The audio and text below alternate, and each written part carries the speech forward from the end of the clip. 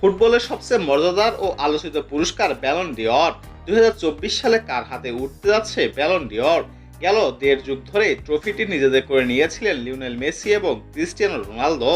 বিশেষ ট্রফিটির রেকর্ড 8বার নিজের ঝুলিতে পড়েছেন বিশ্বকাপ জয়ী আর্জেন্টাইন অধিনায়ক লিওনেল মেসি। তারপরই রয়েছেন পর্তুগিজ অধিনায়ক ক্রিস্টিয়ানো রোনালদো। এই দুজন মিলে নিজেদের শোকেসে জমা করেছেন 13টি ট্রফি। সম্প্রতি শেষ হয়েছে কোপা ইউরো টুর্নামেন্ট। ইউরোপ ও ল্যাতিনের বড় দুই টুর্নামেন্ট শেষে 2024 সালের ব্যালন ডি'অরের হিসেব নিকেশ এসেছে বড় পরিবর্তন। কোপায় শিরোপা জেতা ইন্টার মিলানের আর্জেন্টাইন তারকা লাউতারো মার্টিনেজ গোল.কমের নির্বাচিত তালিকায় শীর্ষে 5-এ চলে এসেছেন।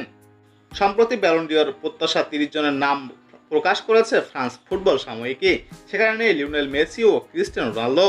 এবার ট্রফির জন্য ফেভারিট মনে করা হচ্ছে ভিনিসিয়াস জুনিয়রকে এবং জুড বেলিংহামকেই।